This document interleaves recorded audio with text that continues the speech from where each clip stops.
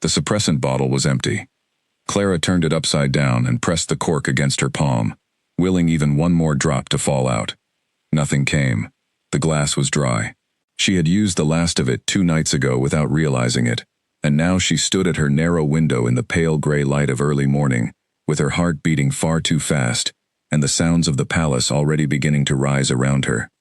She had exactly 1 hour before she was expected at her desk in the east scribing room. She checked the drawer again. She checked the space behind the drawer. She checked the small leather pouch she kept tucked into the inner lining of her winter coat, which hung on the hook beside the door. Nothing. She had been more careless than usual this week, and the consequence of that carelessness was standing before her right now, cold and very clear. 7 years of perfect routine. 7 years of never once letting herself run low. And now a single empty bottle was undoing all of it, before the sun had even finished rising.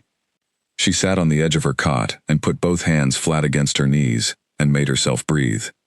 Think, she told herself. Think the way you think when something goes wrong in the archive room, and the answer is somewhere in front of you, if you just slow down and look for it. Panic is not useful. Panic changes nothing. Think. The apothecary in the lower city opened at the first morning hour. She could go now. Be there when Douglas unlocked the door. Be back before Edmund arrived to give out the morning assignments. It was close. Very close. But it was possible. She had done it once before, 3 years ago, when a bottle had cracked in her bag, and she had walked in with suppressant soaking into the lining of her work satchel, and no time to replace it. That morning had cost her 15 minutes she did not have, and she had made it back in time. She could do it again. The risk was the walk there and back. Without her morning dose, she would be walking through the palace corridors as exactly what she actually was. That was fine in the servants' quarters. The risk was higher in the main corridors, where high-ranking alphas moved between the residential wing and the formal halls, and where a subtle shift in the air around an unmasked Omega was exactly the kind of thing a sharp-sensed alpha noticed without even trying. She had been careful for so long that her luck felt thin, like cloth worn smooth by constant use. She stood up. She smoothed her dark skirt and tucked her blouse carefully, and pulled her hair back with the swift and practiced hands of someone who had done it 1,000 times without thinking. She tied her boots. She picked up her bag. She was going to the apothecary. She was going to move quickly, and keep her head down, and make it back, before anyone noticed a thing. She had done harder things than this, and she had done them alone, and she would do this one alone too. She went out the door. The lower corridors were quiet at this hour. The kitchen staff were at work, but their sounds were contained behind heavy wooden doors, and the only person Clara passed in the eastern servants' corridor was a young woman carrying a stack of freshly folded linen, who looked at Clara without particular interest and looked away. Clara kept moving. She went through the side entrance near the laundry yard, out into the early morning chill, and followed the path along the outside of the east wall to the small gate that led to the lower city lane. The lane was just beginning to wake up. A cart moved at the far end. A man with a bread basket on his arm walked the other direction without glancing her way. Clara moved fast, not running, just the particular pace of someone with somewhere to be, and she reached the apothecary's door in under 10 minutes. Douglas was already inside. The sign on the door still read closed, but the lamp was lit behind the green glass, and Clara knocked 3 times, in the specific way that long-standing customers did when they needed early service. Douglas appeared in the doorway wearing his round spectacles and the slightly distracted expression he wore first thing in the morning, before he had finished his tea. He saw Clara and opened the door without making her explain. "Running low?" he said, already turning toward the back shelf. "Running empty," she said. "That is unusual for you." "It is," she agreed. He had her preparation ready in 8 minutes. He kept a supply prepared in advance, because she was one of his most consistent customers. Same preparation, same quantity, collected every 3 weeks on the exact same schedule. She was the kind of customer who made his work easy, because she never changed, and never forgot, and never asked for anything different. He wrapped the bottle in paper the way he always did, and she paid and thanked him, and went back out into the morning. She took the drops at the bottom of the east staircase, in the narrow alcove between the stair base and the wall, where no one ever stood. 4 drops, not 3, not 5. 4 was the number Vera had worked out through years of careful measurement, enough to keep the masking steady for a full waking day. Clara held the bottle for a moment after, feeling the familiar drop in tension that came with it, the loosening of something she had not realized she was clenching until it released. Then she put the bottle in her bag and went upstairs to her desk. Edmund arrived 4 minutes later, as he always did, carrying his assignment stack and trailing the mild smell of his morning tea. He set the morning's work at the end of her desk without looking at her directly, made a brief comment about the cold in the room that nobody responded to, and retreated to his station at the head of the hall.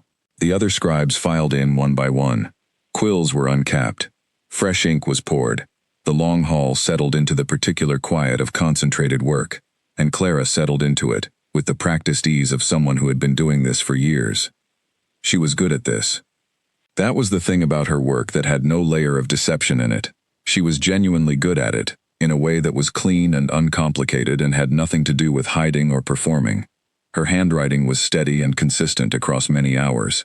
She could copy complex legal documents, while simultaneously tracking the logic of the arguments inside them, and when she found an error or an inconsistency, she marked it in the margin, with a small notation system she had developed herself, because flagging mistakes was part of doing the job properly, and she had never been able to do a job anything less than properly. Edmund had told her once, in the careful and slightly reluctant way that supervisors speak when they want to acknowledge something without opening a discussion about it, that she was the best scribe in the East Hall. Clara had thanked him. She had not brought it up again. Neither had he. It sat between them as a fact that both parties understood, and neither party was going to use for anything further. She did not want to be promoted. Promotion meant visibility. Visibility meant questions. Questions meant risk. And risk was the one thing she could not afford. She had built her 7 years in this palace, on the principle of being indispensable without being noticed. It was a careful and exhausting balance, but she had gotten very good at it, the same way she had gotten good at everything else she had ever needed to survive. Her name in the palace records was Clara. She had started using it shortly after she arrived, letting Ilara, the name from the village, the name Vera used, the name written in the first pages of every journal she owned, stay behind, in a place where it was a little safer. Clara was a simpler name.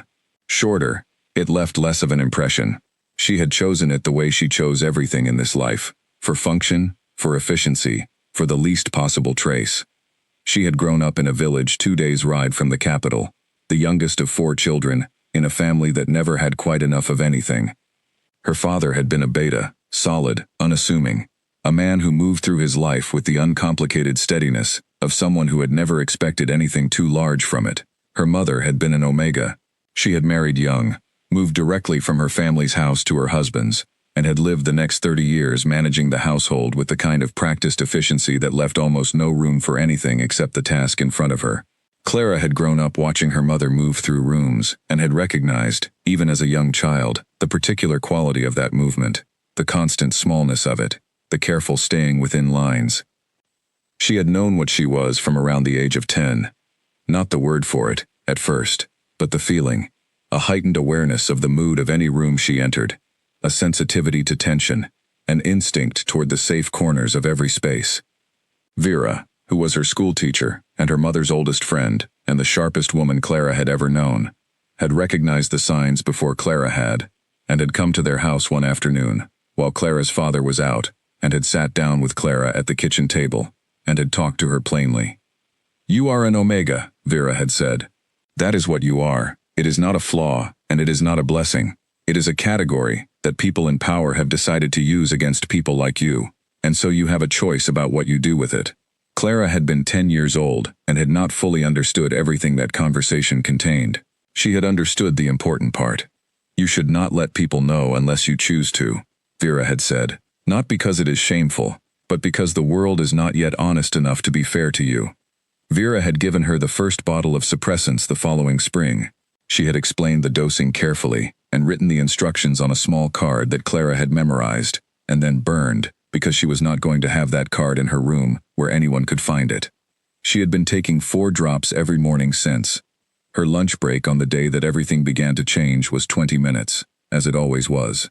She spent them in the small courtyard off the servants' hall, a narrow strip of outside air between 2 stone wings of the palace, with a wooden bench along one wall, and a single tree that had been there so long it had grown crooked. its highest branches reaching out over the top of the wall and into whatever the next courtyard held. Clara had never gone around to look. She liked not knowing. She liked the image of branches going somewhere without needing to map the destination. She ate her bread and boiled egg and read from her current journal. She was in the habit of rereading old entries during her lunch break, not for sentiment, but because reading her own writing was one of the more efficient ways she had found of understanding what she was actually thinking, as opposed to what she told herself she was thinking. The two things were frequently different. The journal she carried today was the 10th. She had started the first one the week she arrived at the palace, and she had been writing in them ever since. They lived in the false bottom of her work chest, which the chest's previous owner had built in for purposes Clara did not know and had never tried to guess. The false bottom was deep enough to hold all 11 journals in a tight stack, and Clara kept them there with the careful attention of someone protecting the one thing they absolutely could not afford to lose. In the journals, she was not a scribe. She was not invisible. She was not Clara, with her 4 morning drops and her eyes-down posture, and her chosen inoffensiveness. She was herself, whatever that was. She had spent 10 journals trying to work it out. What she kept arriving at, in different forms across different years and different moods and different states of exhaustion or quiet, was one particular wanting that sat at the center of everything else, like a stone at the center of a river, the thing everything else moved around. She wanted to be seen. Not in the way people talked about wanting to be seen, when they meant they wanted to be admired, or praised, or desired. She did not want someone to look at what she was, her designation, her social category, the biology that the suppressants kept masked, and decide that made her valuable. That kind of looking was not seeing. That kind of looking was just appraisal. What she wanted was someone to know everything, the real everything, the journals, the 4 drops every morning, the years of managing herself into invisibility, the thoughts she had in the archive room at midnight when she was alone with the documents and her own mind, and the particular alive feeling that came from being entirely herself, in a quiet room, with no one watching. She wanted someone to know all of it, and stay. She finished her dried fruit and put the journal back in her bag and went inside. That afternoon, she was assigned to the main archive room. A senior council member had requested copies of 3 trade agreements from the previous decade, cross-referenced with an updated index. The work was slow and careful, and suited her precisely, and she settled into it in the large archive room with her usual methodology, pulling files in order, noting sources, cross-referencing with the kind of thoroughness that was either admirable or excessive depending on who was watching, and that Clara had never been able to make herself do any other way. She worked past supper. She worked past the hour when the archive wing's oil lamps needed their evening trim, and she had to do it herself because the lamp keeper had already gone. She worked until the copies were done, and checked twice, and the originals were back in their correct sleeves, and the archive room was exactly as she had found it. She packed up fast.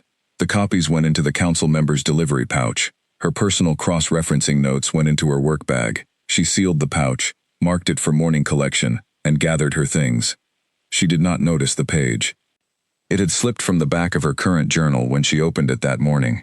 A single loose sheet, dense with her own handwriting, that had been sitting between the back cover and the last entry for 3 weeks without her realizing it was loose. It had been in her bag all day, and when she gathered her notes and organized them into the delivery pouch, it slipped between 2 of the reference sheets without visible interruption, and it went into the pouch and was sealed inside. Clara went home. She took her evening drops. She ate a cold supper from the kitchen's leftover tray. She read for an hour. She went to sleep. She did not know anything was wrong. The pouch was collected the next morning by a palace runner named Finn, who was 17, and moved through the palace corridors at a pace between fast walking and running, because he had a natural energy that made stillness feel like punishment, and was almost always 10 minutes behind where he was supposed to be. He delivered the pouch to the council member's outer chamber, and handed it to the assistant, and went back the way he came.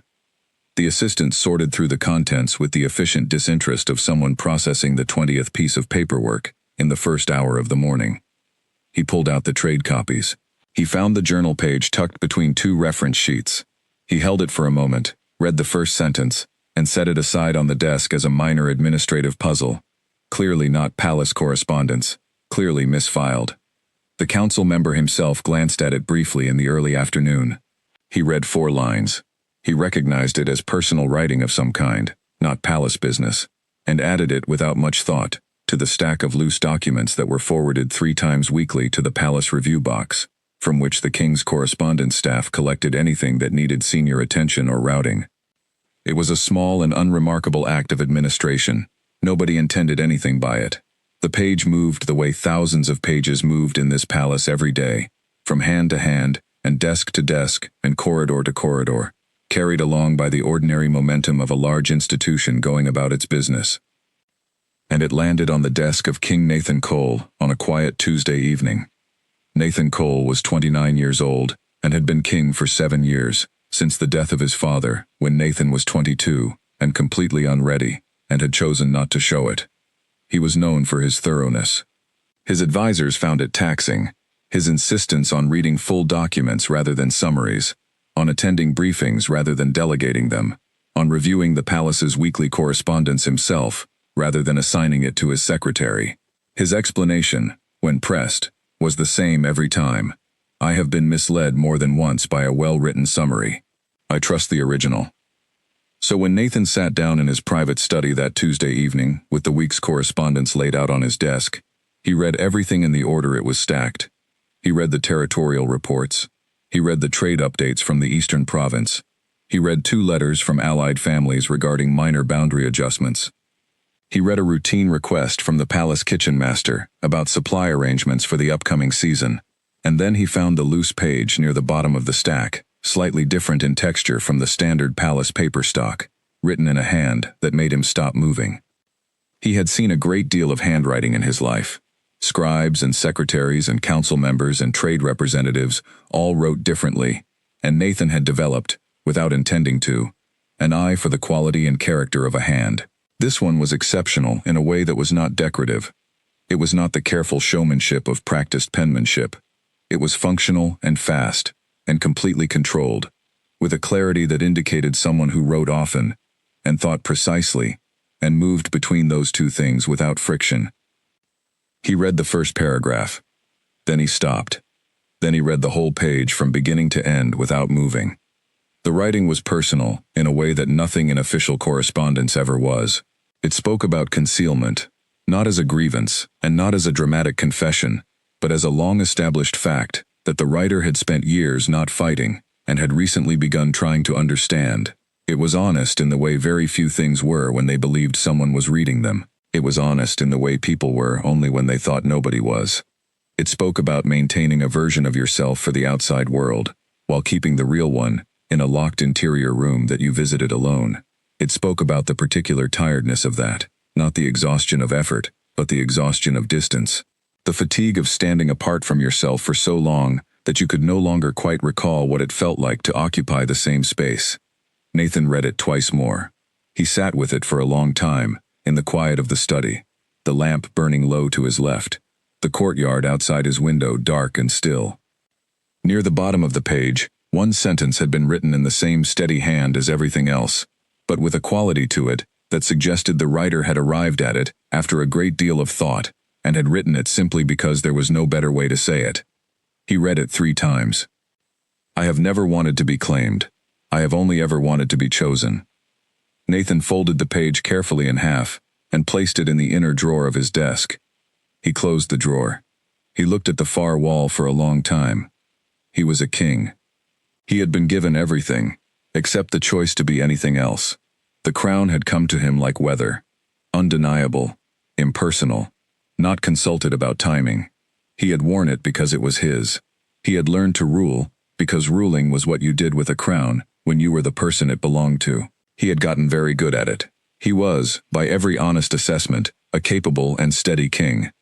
He went to bed. He lay on his back and looked at the ceiling, and thought about a sentence someone had written in the dark, privately, not for anyone's eyes, in the clearest hand he had ever seen. He did not sleep for a long time. By morning, he had made a decision. He was going to find out who wrote that page. Nathan did not go directly to Lord Gerald with the question. That was a deliberate choice. Gerald was his chief advisor, the man who managed the formal channels through which palace inquiries were routed, and a question sent through Gerald became a formal inquiry, which became a documented process, which became something that other people knew about. Nathan did not want other people knowing about this yet. He did not want the question to become an official thing, while the answer was still completely unknown. Instead, he called for Owen. Owen was Nathan's private secretary, a quiet and methodical man of about 40 who had been working in the palace's inner administrative layer for most of his adult life. He was not the most senior person on Nathan's staff, and he was not the most politically connected, but he was, in Nathan's experience, the most reliably discreet. Owen had a way of completing tasks without leaving traces, and of understanding which parts of a thing his employer wanted known, and which parts he wanted kept entirely between the two of them. "I need something traced," Nathan said, when Owen arrived in the study early the next morning. He explained the situation plainly. A loose page had arrived in his correspondence stack, without a sender's name or identifying information. The page appeared to have traveled through the council member's office before reaching him. He needed to know where it originated. Owen listened without asking any of the questions that most people would have asked. He took a single note on his small pad. He said, "I will look into it today." "Quietly," Nathan said. "Of course," Owen said. He left, and Nathan went about the business of being a king, which on this particular Wednesday included a morning session with the Palace Treasury Review Team, a midday consultation with the border garrison's representative, who had traveled 3 days to bring a report in person, and an afternoon with Lord Gerald, going over correspondence from the 3 territorial governors. Gerald was a large man with very precise manners and a habit of presenting information as though it were a performance he had prepared for and was now delivering. He was intelligent and experienced and had served in the advisory role for 12 years, through Nathan's father's reign and into Nathan's. Nathan found him useful. He also found him, at times, somewhat exhausting. "The Harwick family has sent their 3rd correspondence this season," Gerald said that afternoon, laying the letter on the desk with the careful placement of a man who believed that how you put something down said something about how seriously you were taking it. "They are expressing interest in a formal discussion." Nathan looked at the letter. "About the border adjustment?" "Among other things," Gerald said. He paused, in the precise way he paused, before he said something he considered significant. "Lord Harwick has an unmarried daughter, Lady Mira. She is 23. The family's connections extend through the northern corridor as far as the Aldwick territories. An alliance through a formal bonding arrangement would secure the entire northern passage." Nathan said nothing. Gerald continued. "It would also, if I may speak directly, address a subject that the council has raised several times. There is a sense among some members that the matter of succession planning has been perhaps too long deferred." "I'm 29, Nathan said. "Yes, Your Majesty," Gerald said. Nevertheless, Nathan looked at the letter from Lord Harwick. He read it in the same way he read everything, which meant he read it all the way through before responding to any of it. It was well written. The Harwick family was careful with their correspondence. Lord Harwick was a careful man in general, politically steady, not prone to overcommitment, the kind of northern lord who had held his territory through 3 reigns without making an enemy of any of them by the simple method of never giving anyone cause to be his enemy. "I'll consider it," Nathan said. "The family is expecting." "I said I'll consider it," Nathan said, in the tone that meant the subject was closed. Gerald set the next letter on the desk. The afternoon continued. Nathan answered correspondence, approved 2 supply requisitions, and made 3 decisions regarding territorial disputes that had been waiting in the queue for 2 weeks. He did all of this with the focused attention that he applied to all his work, because he had learned that the cost of distracted decisions was always paid later, always by someone, and that it was better to think clearly in the first place than to spend time fixing the consequences of thinking carelessly. But somewhere underneath the work, all day, the page in his desk drawer was present, not loudly, not urgently, just there, the way a sound just beneath hearing can be present, not detectable directly, but altering the quality of everything else slightly. He was thinking about the handwriting. He was thinking about the sentence. Owen came to the study just before the evening meal. He sat down in the chair across from Nathan's desk with his small pad on his knee, and his face carrying the particular expression of a man who has found something slightly unexpected. "The delivery pouch," Owen said, "was collected from the main archive room on Tuesday morning. It had been prepared the previous evening and left for the standard collection. The The council member's assistant tells me the page in question was among the documents inside the pouch when it arrived at his office. He assumed it had been placed there by the person who prepared the pouch. Who prepared the pouch? That's where it becomes specific, Owen said. The archive room sign-out log for Monday evening shows 3 names. A senior document keeper named Harold, who left before supper and whose duties that day were entirely in the upper filing section. A junior archivist named Peter, who left at the regular hour, and a scribe from the East Hall who had been sent to complete a cross-referencing task and stayed considerably later than the other 2. Nathan waited. The scribe's name, Owen said, is Clara. She works the regular East Hall shift under Edmund's supervision. 7 years in the palace. Clean employment record. No complaints, no incidents. She is described by Edmund as one of the most reliable members of his team. Nathan was quiet. Owen added, I should note that the handwriting on the document cross-references she prepared for the council member's pouch has been confirmed by the council member's assistant as matching her regular work. I saw one of her standard scribing assignments for comparison. Nathan nodded slowly. Is there anything else you need from me? Owen said. Not tonight, Nathan said. Thank you. Owen left. Nathan remained at his desk for a long while, looking at the study wall. The lamp burned. The palace outside was going about its evening routines, boots on stone, distant conversation, the bell from the kitchen tower marking the meal hour. Clara, a scribe, 7 years, clean record, described as reliable. He had expected, when he began this inquiry, to find a name he recognized.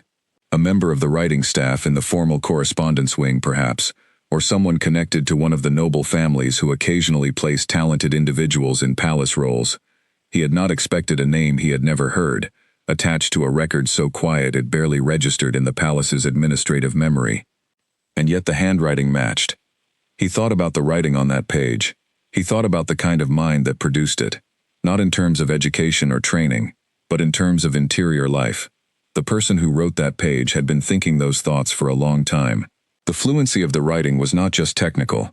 It came from years of practice in the particular discipline of honest self-examination, which was a harder thing to develop than any scribing skill, and could not be taught by any supervisor. He thought about the word she had used, invisible. He understood it differently when he applied it to a specific face he had not yet seen, in a specific room he had walked past 100 times, doing a specific job that kept the palace's paperwork flowing so quietly that nobody noticed how it was done, or who was doing it. 7 years. He sat with that for a long time. Later, he walked the palace. He did this sometimes in the evenings when the meetings were done, and the formal day was over, and the corridors belonged to the guards and the kitchen staff, and the quiet maintenance of a large stone building going about its nightly business. He had done it since he first became king, when the palace had felt enormous and unfamiliar, and the walking had been a way of making it smaller, of mapping it into something he could understand. He went through the east wing. He did not go as far as the scribing hall, it would be locked at this hour, but he walked the length of the east corridor and stood for a moment at the end of it, looking at the door. The east scribing room. He had been through that door perhaps twice in 7 years, for specific and forgettable administrative purposes. He had not looked at the people working there. He had not looked at any of them. He walked back to his chambers. He was thinking about a sentence in a drawer, and a name in a log, and the particular quality of honesty in a person who wrote for no audience except the truth. He was thinking about how someone could be in this building for 7 years and remain so thoroughly invisible that their own king had never once thought to look at them. He was also, and this was the part he examined least comfortably, thinking about why the writing had reached him the way it had. He was not a sentimental man. He was not easily moved. He had learned early and thoroughly that being a king meant managing your responses, keeping them proportionate, not letting any single thing pull you out of the balanced and considered posture that good judgment required. And yet, he was still thinking about the writing in the morning. He thought about it through his first briefing, and part of his second. He thought about it at midday, when he was sitting across from the border garrison representative, and nodding at a map, and making the correct sounds of attentiveness, while somewhere in the back of his mind, the sentence ran again. I have never wanted to be claimed. I have only ever wanted to be chosen. He had been a king his entire adult life. Everything he had, The crown, the palace, the power, the rooms, the people, had been assigned to him by birth. He had chosen nothing. He had been chosen by a process that predated his existence, and cared nothing for his particular preferences. He had accepted this the way you accept weather or geography, as a condition of your existence, not a subject for complaint. He had never, until Tuesday evening, thought about what it might feel like to be chosen by something other than inheritance. He summoned Owen again in the afternoon. "The scribe Clara," he said. "I want to see one of her recent assignments, a complete piece of work, not just a sample." Owen returned within the hour, with a folder containing a 30-page copy of a land registry assessment that Clara had completed the previous week. Nathan read all 30 pages, not for the content. He had no particular interest in land registry assessments, but for the quality of the work. The handwriting, steady across all 30 pages with no degradation in the later sections. The notation marks in the margins, consistent and precise, flagging 2 errors in the original document that the original writer had not caught. The overall impression of someone who did not do work halfway under any circumstances, including work that nobody was watching. He closed the folder. He thought for a moment. Then he told Owen to arrange a meeting. The king required the services of a scribe from the East Hall, tomorrow afternoon, in the private study, for a copying project. He wanted, specifically, Clara. He did not explain why. Owen, to his very considerable credit, did not ask. In the East scribing room the next morning, Edmund came to Clara's desk at mid-morning with the message. The king's office required her services for the afternoon, a private copying task in the study wing. She would report to Owen at the first afternoon hour. Edmund said it in the tone of someone delivering good news.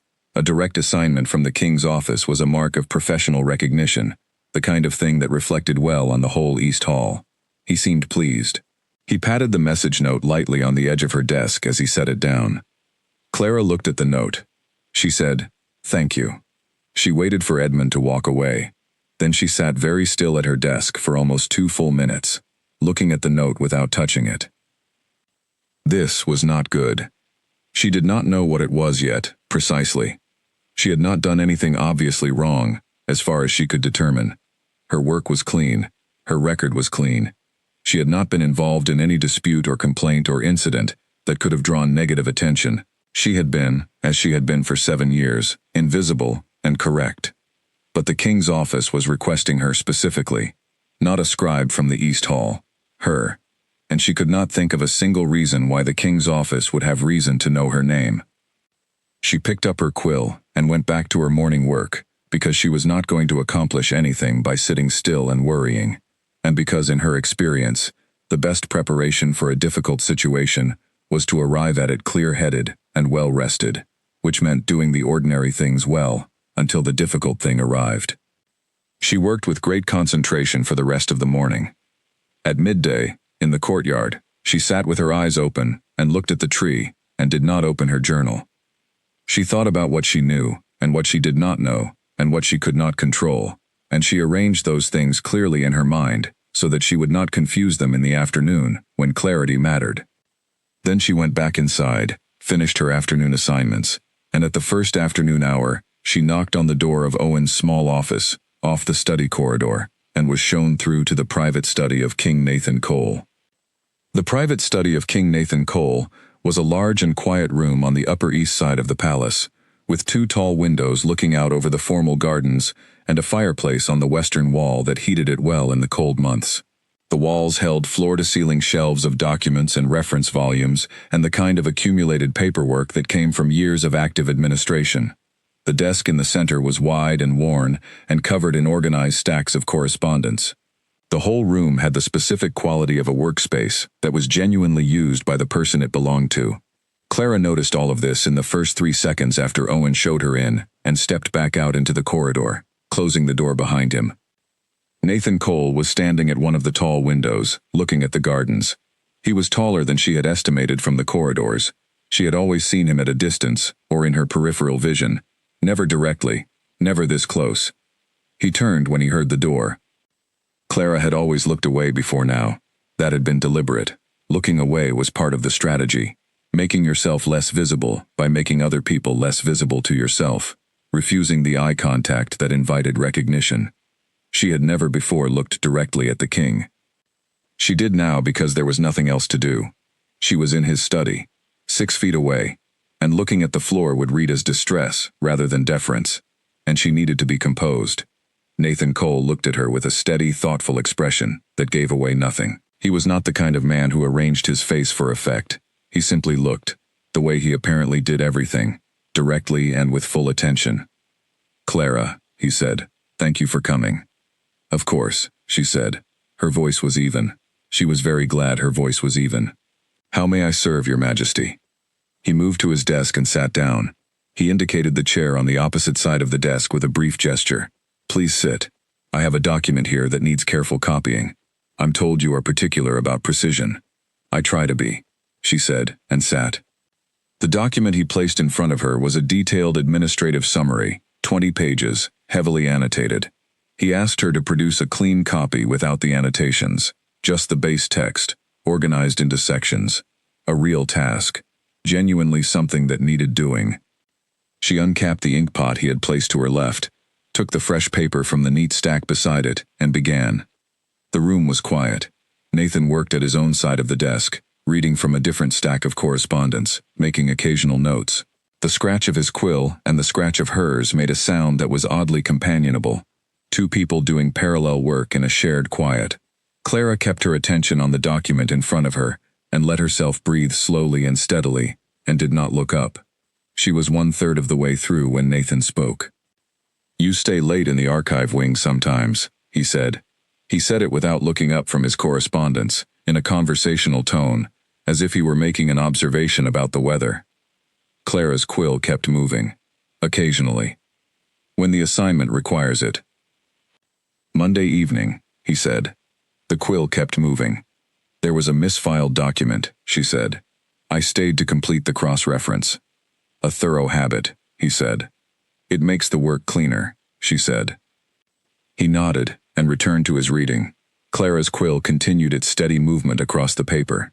Page 4, page 5. She turned to page 6 of the original and began copying without pause. He spoke again after perhaps 10 minutes, still without looking up.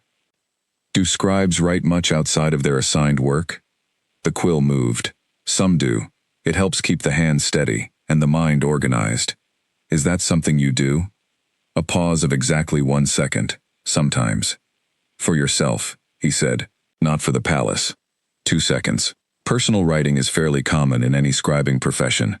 The habit of the hand spills over." He looked up then.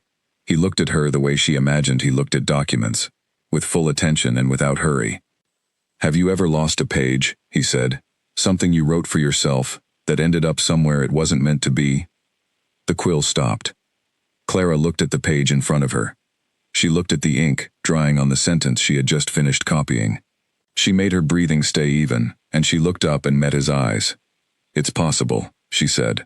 "Writers sometimes misplace things. Especially when they are working quickly," he said. "Yes," she said. He looked at her for a moment that had no particularly dramatic quality, except that neither of them moved during it. Then he looked down at his correspondence again. "You have excellent precision," he said. "Please continue." She continued. She copied the remaining 14 pages with the same steady hand she had brought to the first 6, and she did not make a single error, and she did not look up again, and when she was done, she organized the finished copy neatly and placed it on the edge of the desk, and said that she believed that was everything he had requested. He looked at her completed work. He was quiet for a moment, looking at the pages. Then he said, "There is a line I read recently, in something that was not meant for official purposes, that I haven't been able to stop thinking about." Clara's hands were still. "It said," he continued, "that the person who wrote it had never wanted to be claimed, that they had only ever wanted to be chosen." He looked at her. She looked back at him. Her face held, her posture held. The only thing she could not entirely control was her hands, which were very still against the edge of the desk, in a way that was slightly different from the stillness of relaxation. He saw it. She knew he saw it because she watched him see it. A very brief shift in his attention, a micro-adjustment of focus. He said, "That kind of honesty takes considerable courage." Clara said, "I wouldn't know." He looked at her for another moment. Then he nodded, once. in a way that suggested not agreement, but acknowledgement.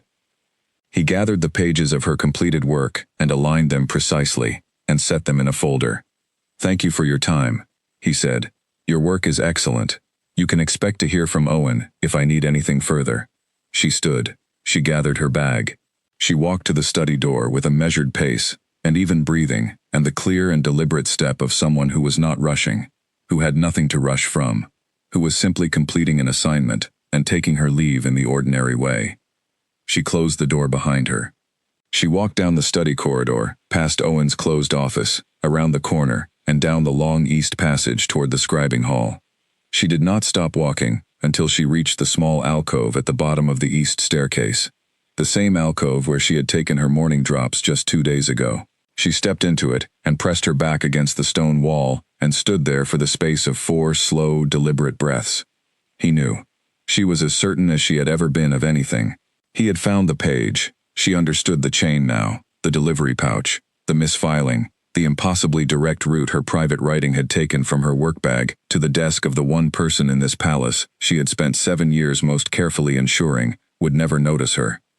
And he had read it, and then he had arranged this meeting to look at her face while he confirmed what he already suspected. He knew it was her. He had not done anything about it. He had not confronted her directly. He had not sent for guards. He had asked her a question with a careful amount of distance in it, and watched how she responded. She thought about his face when he said the line.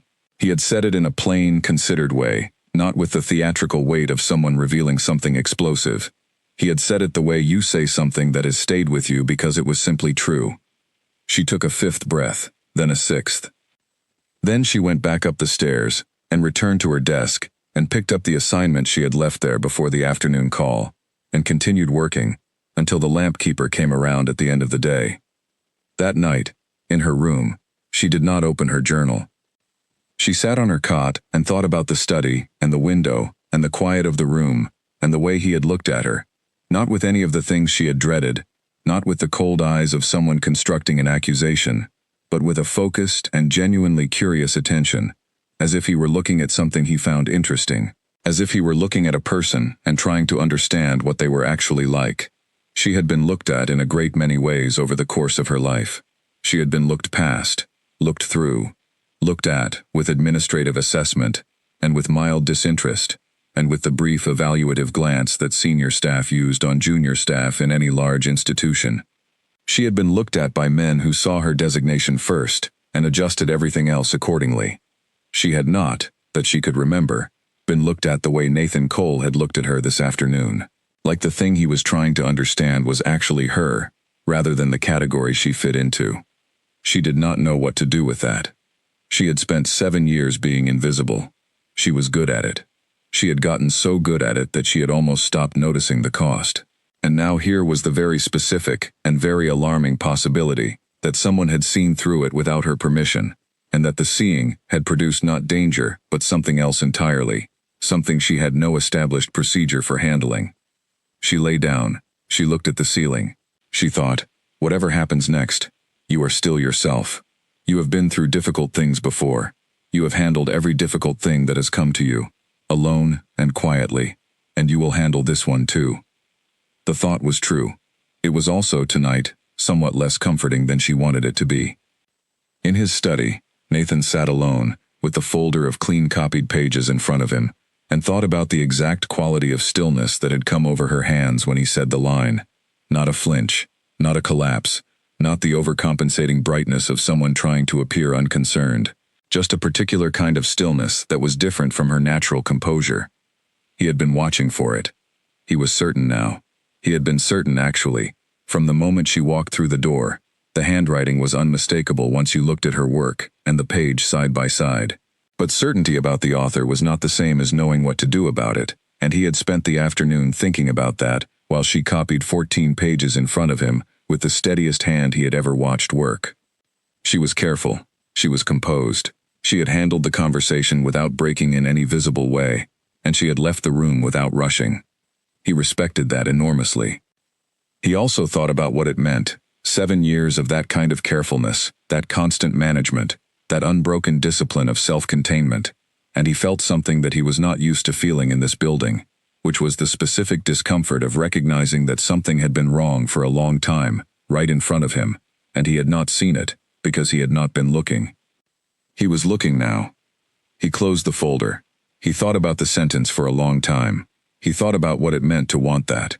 To want to be chosen freely, deliberately, by someone who had all the information, and made the decision with clear eyes. He thought about his own life, and the complete absence of anything that resembled a free choice. He blew out the lamp. He went to bed. He was already thinking about how to arrange another meeting before he fell asleep. 3 days passed. Clara did her work. She arrived first and left last, and completed her assignments with the same exactness she brought to every task, and she did not allow herself to spend more than 5 minutes of any given hour thinking about the study, and the window, and the eyes that had looked at her like she was a person worth paying attention to. The 5 minutes were harder to contain than she would have liked. On the 4th morning after the study meeting, Edmund came to her desk before the first assignment of the day was even distributed. He had his good news expression on, the one where his eyebrows went slightly up and he squared his shoulders before speaking, as if making room for the announcement. "The King's office has requested you for a longer-term documentation project," he said. "Beginning today, you'll be working in the study corridor rather than here." Clara kept her expression even. "How long is the project expected to run?"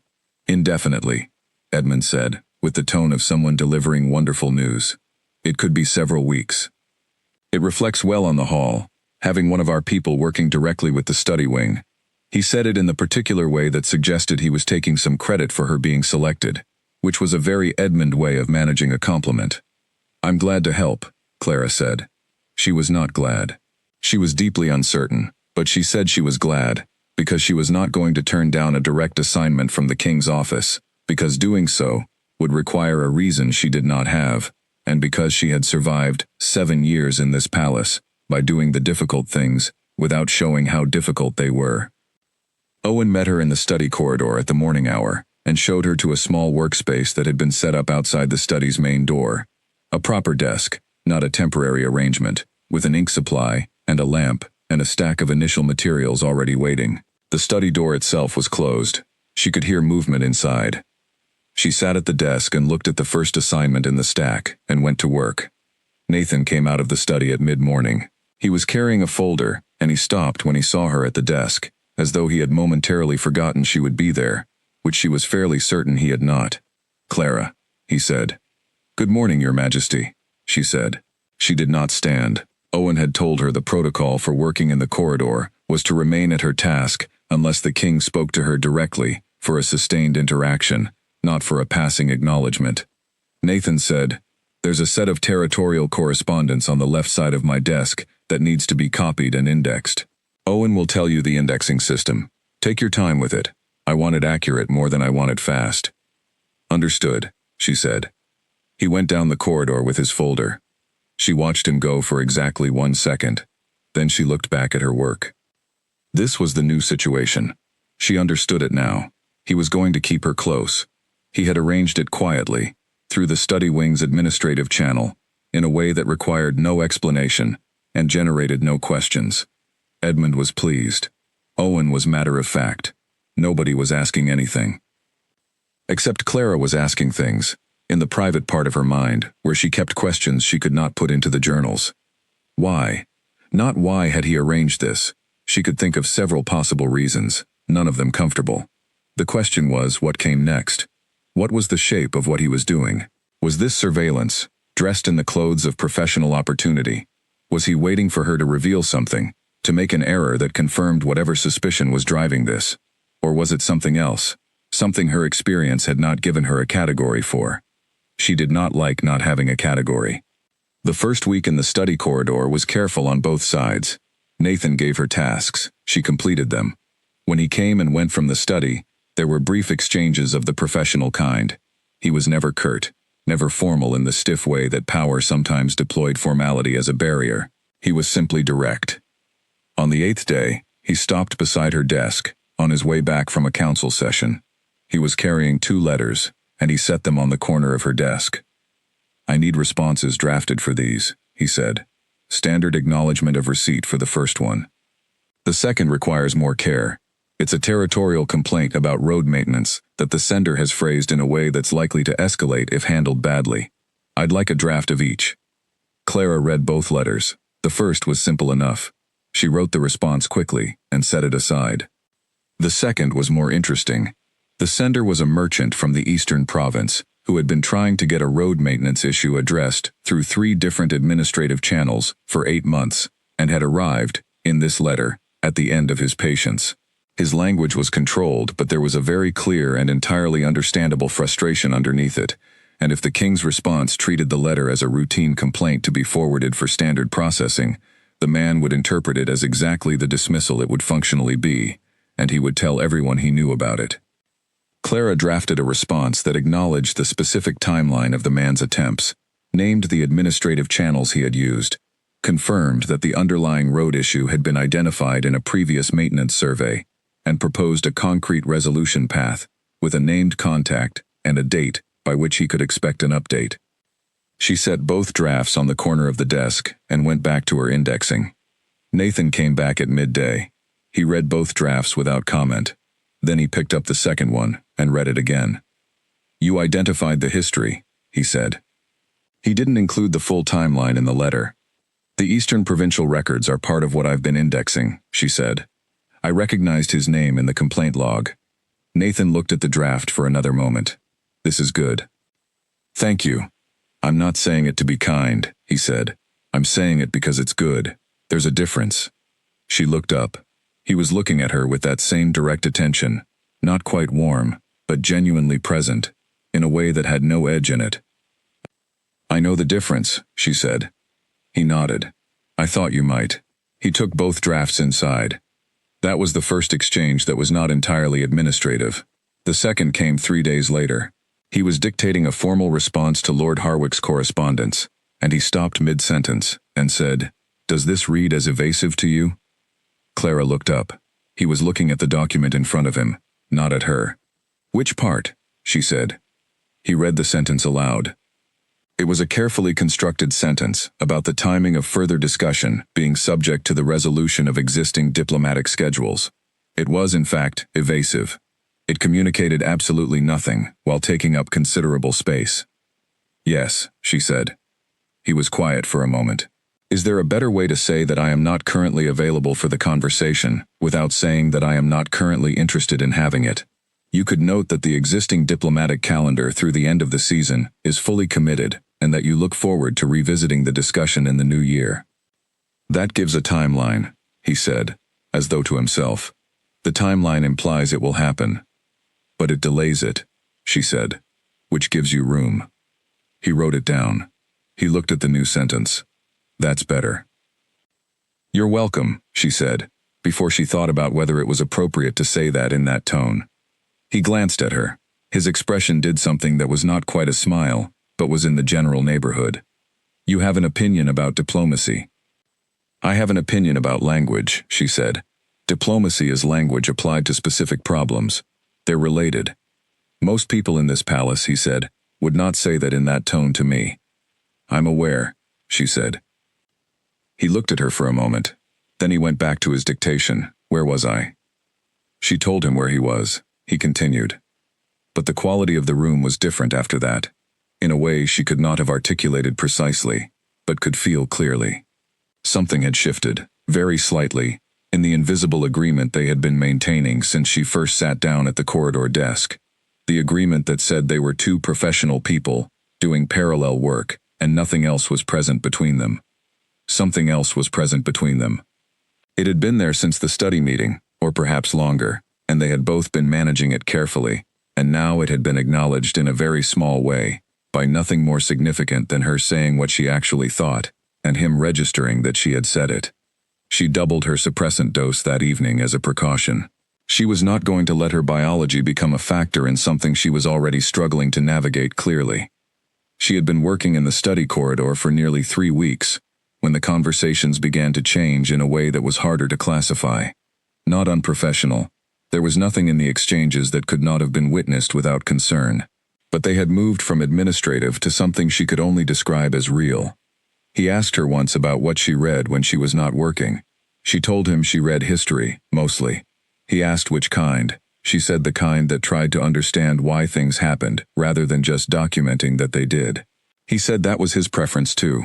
They talked about a specific period of early territorial law for 20 minutes, and she said two things she had never said aloud to anyone, and he said one thing that she was fairly sure he had never said to anyone at all, and neither of them seemed to have planned any of it. He laughed once. Not the careful, measured version, the real one, that came out suddenly in response to something she said about the historical accuracy of a document she had been indexing. It was a sound she had not heard from him before. He clearly had not expected it either. It surprised both of them into a moment of very brief silence. She was thinking about the laugh at her desk 3 hours later, cross-referencing correspondence, and she made herself stop thinking about it and pay attention to the correspondence. Lord Gerald, meanwhile, had noticed that the East Hall scribe was spending considerable time in the study corridor. He mentioned it to Nathan in passing, framing it as an administrative question. Was the study wing's documentation project on schedule? Should additional staff be considered? Nathan said the project was proceeding well, and that the current staffing was sufficient. Gerald noted it and said nothing further. But Clara, walking through the formal hall corridor the following morning, passed Gerald coming the other way, and he glanced at her, with the brief, measuring look of a man adding a small notation in a mental ledger, and then he walked on. Clara walked on too. She did not let herself look back. But that evening she sat in her courtyard for a long time, and thought about Lord Gerald's eyes, and the quality of that glance. She had been very careful for 7 years. She was being careful now, but careful was a practice, not a guarantee, and she knew better than most people how easily a long-standing arrangement could be unraveled by one thing you did not see coming. The thing is, she thought, sitting with her back against the wooden bench and the crooked tree's branches moving slowly in the evening air above the wall, I have never been in a situation where the risk and the choice were the same thing at the same time. In the past, the choice had been simple. Keep hiding, stay safe. There had been no temptation in the other direction, because there had been nothing on the other side of visibility, except danger. Now there was something on the other side. She did not let herself name it yet. She was not ready to name it.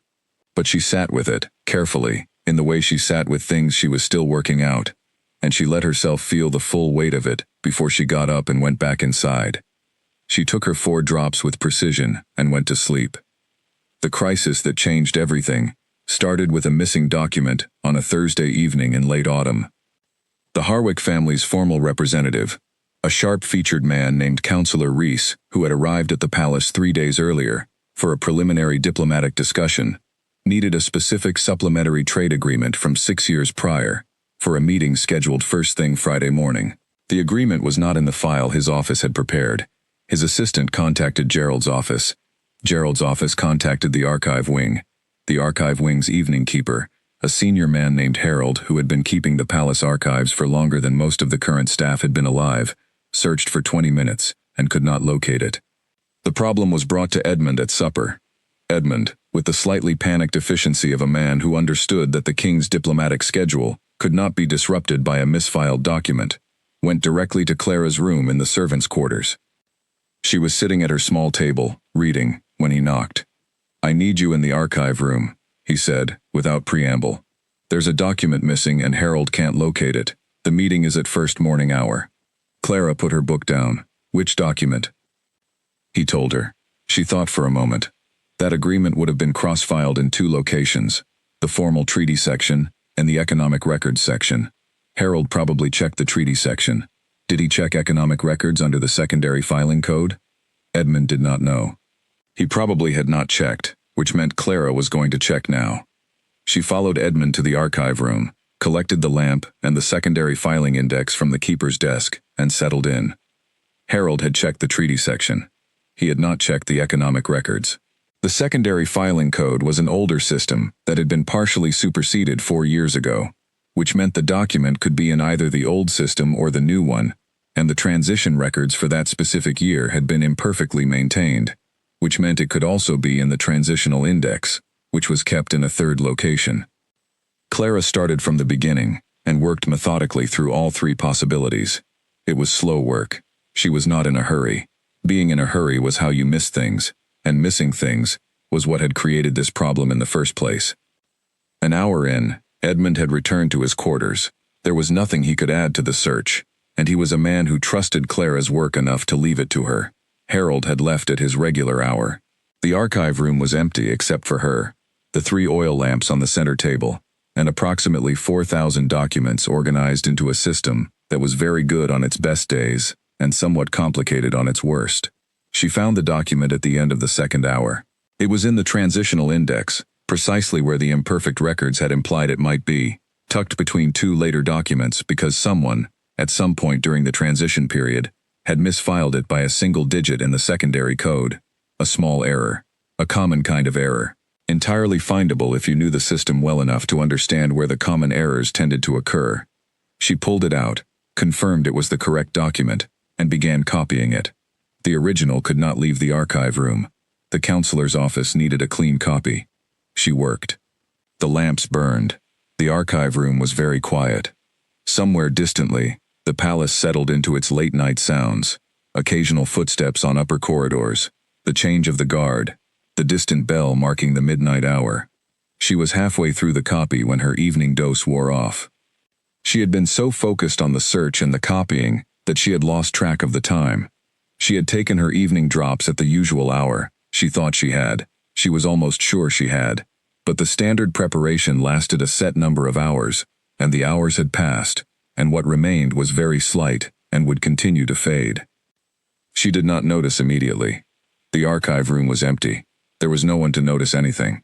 She continued working, her quill moving steadily through the document, her attention on the words. She was 3/4 through when the study wing door at the far end of the archive corridor opened. She heard the footsteps, measured, quiet, with the particular quality she would have recognized in her sleep after months of hearing them in the study wing corridor. She did not look up right away. She was still copying. The footsteps came closer and then stopped, and the quality of the silence in the archive room changed, became the particular silence of a presence rather than an absence, and Clara looked up. Nathan was standing in the entrance of the archive room. He had clearly not expected to find anyone here. He had come through from the study wing, which had a connecting door to the archive corridor that most people did not know about, for reasons that probably had to do with a king occasionally wanting to access records without traveling the main corridor with a retinue. He was not in his formal daytime clothing. He was in the simpler, darker clothes he wore in the evenings when the formal day was over. He looked at her the way you look at something that surprises you, with a brief, genuine openness before the usual composure settles back. Then his composure settled back. But his eyes were very still. Clara became aware, in the same moment, of 3 things simultaneously. The first was that her hair had come fully loose from its pins sometime in the past hour, and was falling over her left shoulder, and her sleeves were rolled to her elbows because the lamp heat had made the room warm, and she was, as a physical fact, completely unguarded, in a way she almost never permitted herself.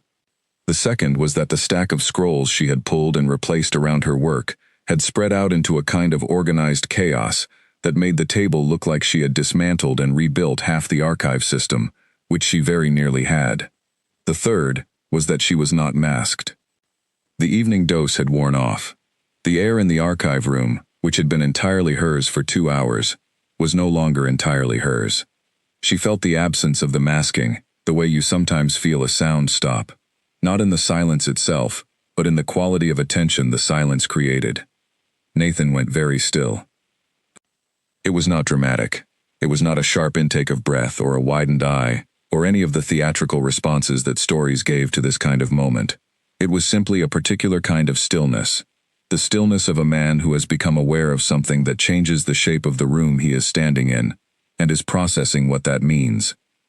Clara set her quill down. She did not stand immediately. She sat very upright, and she looked at him directly, because looking away now would be the wrong thing, and she knew it. She had looked away for 7 years. In this specific moment, looking away was not an option available to her. The archive room was very quiet. Nathan looked at her. She looked at him. She was waiting for the thing she had dreaded for 7 years, the shift in his expression that meant she had become a problem, a deception, a breach of palace protocol requiring formal response. She was waiting for the tone to change, the warmth to leave, the administrative coldness of an institution managing a security issue to come down over his face like a shutter over a window. He moved. He walked across the archive room to the door that led back out to the main East Wing corridor. Her heart dropped. It was over. He was going to call someone. He was going to send for Owen, send for Gerald, and by morning she would be explaining herself to people who did not have any particular interest in understanding. He reached the door. He closed it. Not opened it, closed it. From the inside, he turned back to face her. The archive room was now very, very quiet. He crossed back toward the table at a measured pace and stopped a few feet from where she was sitting. He looked at her in the careful and unhurried way he looked at everything he was working to understand. "Tell me the truth, Clara," he said. His voice was very quiet, not soft, not the deliberate gentleness of someone managing a fragile situation. Just quiet, the way things were quiet, when someone was speaking precisely and meant every word. She looked at him for a long moment. The lamps burned between them. The scroll she had been copying sat on the table, 3/4 finished, the ink still wet on the last line. She took one slow, even breath. And then she told him. She told him the way she told things when she was most afraid, cleanly, without embellishment, with the same precise attention to detail that she brought to everything she did. She told him her real name. She told him what she was. She told him about the suppressants, about Vera, about the morning of the empty bottle, about 7 years of 4 drops taken every morning without exception, and the particular discipline of maintaining that routine across 7 years of a life that did not tolerate lapses. She told him about the forged designation on her employment record. She used the word forged because it was the accurate word, and she was not going to be inaccurate at this point. She told him about the journals. She told him that the page in the delivery pouch had been an accident, a loose sheet she had not realized was missing, a moment of carelessness that she would have prevented if she had known to prevent it. She told him that she had spent the 6 weeks since the study meeting waiting for the consequence of that carelessness to arrive, and that she was fairly certain it had arrived now. Then she stopped. She had told him all of it. There was nothing left to tell. Nathan said nothing for a moment. He was looking at her the way he had looked at her in the study, with the full directness of someone who was not managing the conversation so much as actually inhabiting it. She waited. He said, "The page reached my desk by accident." "Yes," she said. "You didn't intend for anyone to read it." "No." He was quiet for another moment. Then he said, "The cross-referencing notes you prepared for the council member's pouch, were they yours or part of the assigned task?" The question was unexpected enough that she answered it honestly without thinking. "Both. The assigned task required cross-referencing, but the indexing methodology was my own. I developed it over the first 3 years here." He nodded slowly. "And the annotation marks in the archive index. The small notations in the corner of the filing cards. Those are mine," she said. "I mark what I handle so I can find it again. It also makes it easier to track when documents have been accessed." He looked at the table, at the spread of scrolls and the system she had built around the copy task. He seemed to be seeing something in the arrangement of it, the particular order of her organization, the way she worked. He said, quietly, "How long have you been doing this kind of work?" She did not immediately understand the question. "In the archive room, or making yourself invisible," he said, "while being the most competent person in any room you entered." She stared at him. He looked back at her without any particular expression, just that steady, present attention. "I'm not saying that to flatter you," he said. "I'm saying it because I've watched you work for weeks, and I've read your page, and I've looked at your records, and the picture they make is very clear." She said, "I don't know how to answer that." "You don't have to answer it," he said. "I'm telling you what I see, not because I need you to confirm it, because I think someone should say it to you plainly, and nobody has." The archive room was so quiet that the faint sound of a lamp flame was audible. "You are not in trouble," he said. "You are not dismissed. What you told me tonight does not leave this room without your permission, and I am not interested in using it against you." He paused. "I am interested in understanding it, but that is a different conversation, and it can wait for a time when you have had some sleep, and this document is delivered to the counselor's office." He looked at the nearly finished copy on the table. She looked at it too. She had 3/4 of a page left to copy. She picked up her quill. Her hand was steady. She did not entirely understand why, except that she had been managing difficult things for 7 years, and her hands had learned to stay steady as a matter of survival, and they did not know to make an exception for moments of profound disorientation. She finished the copy. She organized it, checked it once, and set it in the delivery sleeve.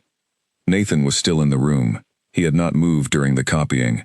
He had stood slightly to one side of the table and waited, which was an unusual thing for a king to do, to stand and wait while a scribe finished a task, without directing or observing, just being present. She stood. She gathered her bag. He said, "Go and sleep. Tomorrow is an ordinary day." "I will," she said. She walked to the archive room door. She opened it. Then she paused, one hand on the door, with her back to the room. She said, "Your Majesty." "Yes. Thank you." She was not sure entirely what she was thanking him for closing the door instead of opening it, for the quiet voice, for saying you are not dismissed. She heard him say, "Good night, Clara." She went out. She walked to her room. She sat on her cot for a very long time in the dark before she moved again. The morning after the archive room, Clara woke before the lampkeeper's bell and lay still in the dark and took stock. She had told the king of Eldenmark everything. She had told him about the suppressants and the forged record and the journals. She had sat across from him in an empty room, past midnight, and dismantled, in plain language and complete detail, the 7-year construction that her entire life in this palace was built on. And he had closed the door and listened and told her she was not dismissed. She took her 4 drops with steady hands and went to her desk. Owen was in the corridor when she arrived.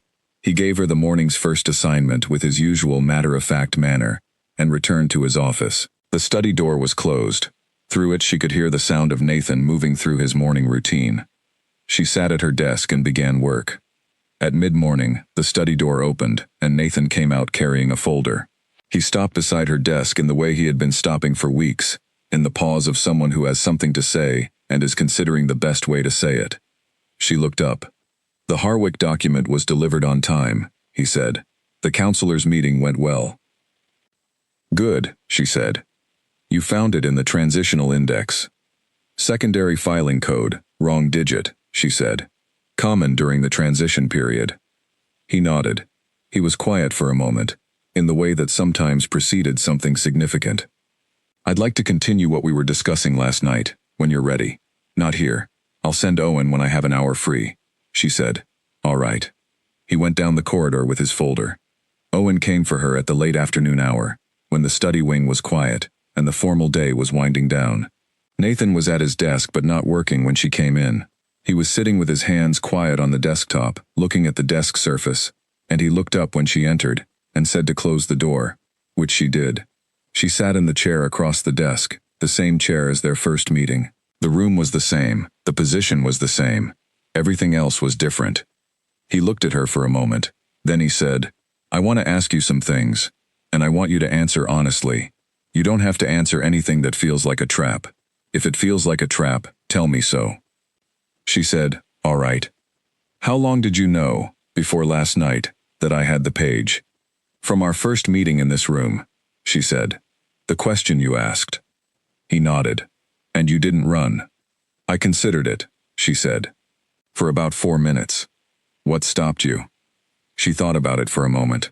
"Running requires a destination. I didn't have one, and I decided that if I was going to be discovered, I was going to be discovered in the middle of doing my job well. That was the only part of it I could control." He was quiet. She said, "What did you do with it?"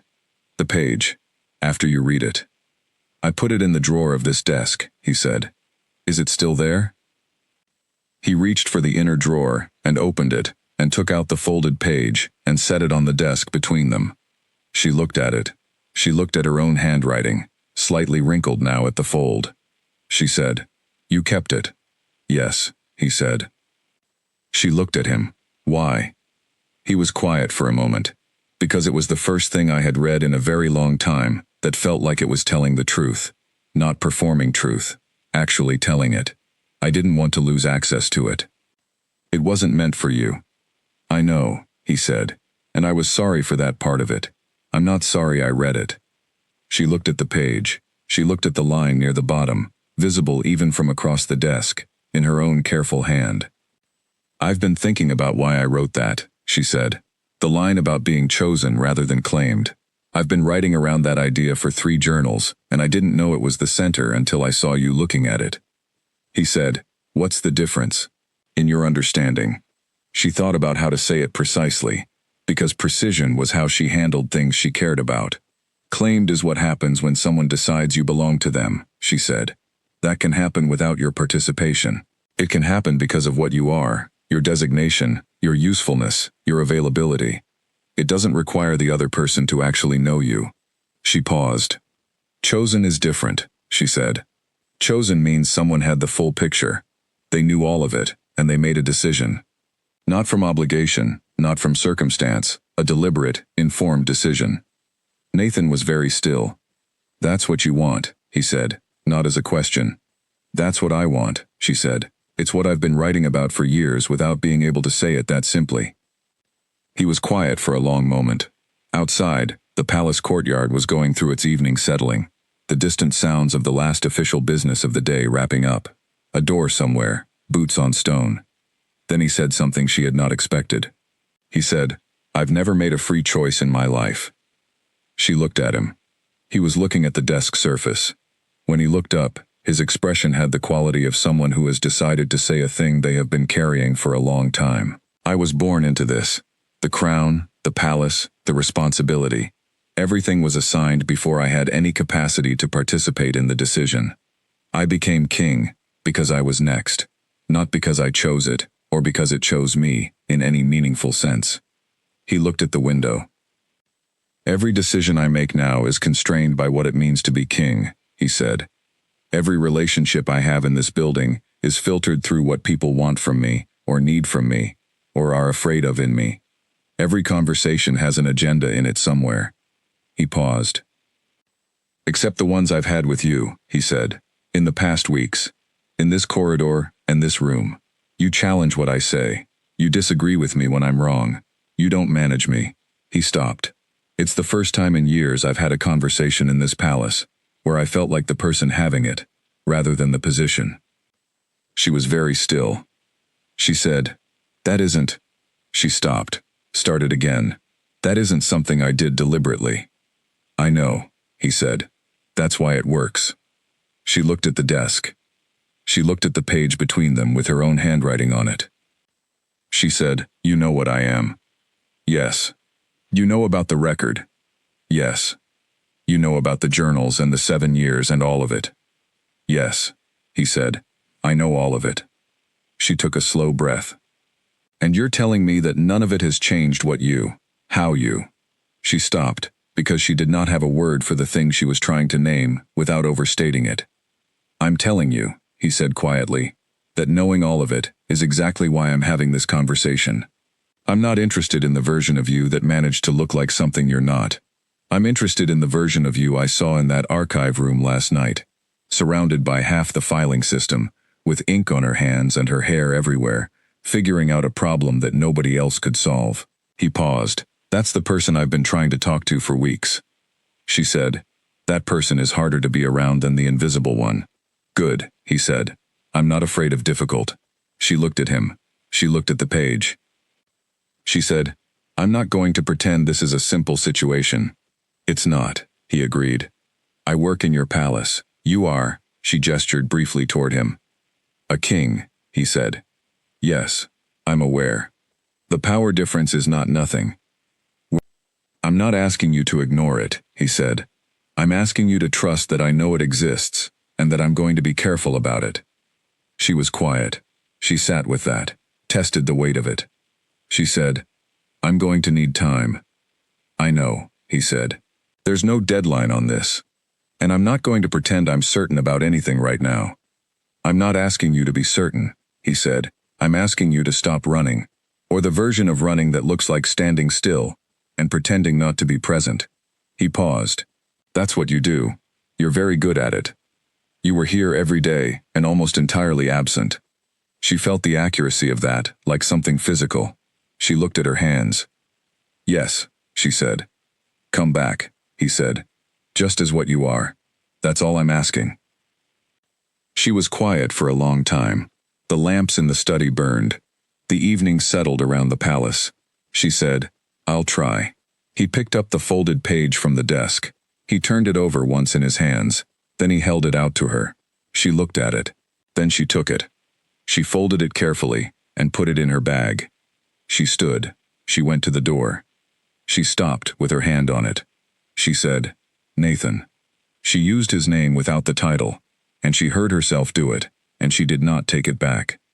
"What you said earlier, about the conversation feeling real, I want you to know that it felt that way on this side too." She heard the silence that followed. She went out. She walked back through the corridor to the east wing. She did not take her usual route to the servants' quarters. She went to the courtyard. She sat on her bench. The tree moved above the wall in the night wind, invisible in the dark but present, its branches there, going somewhere over the wall, reaching past the boundary without apology. She sat there for a long time. She thought about what had just happened. She thought about the page in her bag, which was hers again. She thought about the words she had been writing around for 3 journals, and which she could now say clearly, "Chosen."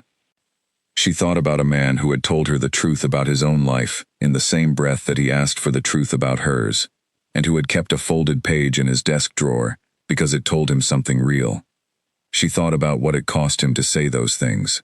She had some understanding now of the careful performance that being king required, and she had watched him drop that performance for the length of one private conversation, and she knew that the choice to drop it had not been accidental or casual. She thought, "This is the most dangerous thing that has ever happened to you." She also thought, "This is the first time in 7 years that something happening to you has felt like it was going somewhere, rather than just continuing." She went to bed. She did not sleep immediately, but she was not afraid, exactly. The feeling was closer to the one she sometimes had at the beginning of a very difficult archival task. The particular alertness of standing at the edge of something complex, and knowing you were equipped for it, even though you could not yet see the shape of the whole. She lay in the dark, and let herself feel the full weight of it, without managing it into something smaller. Then she slept.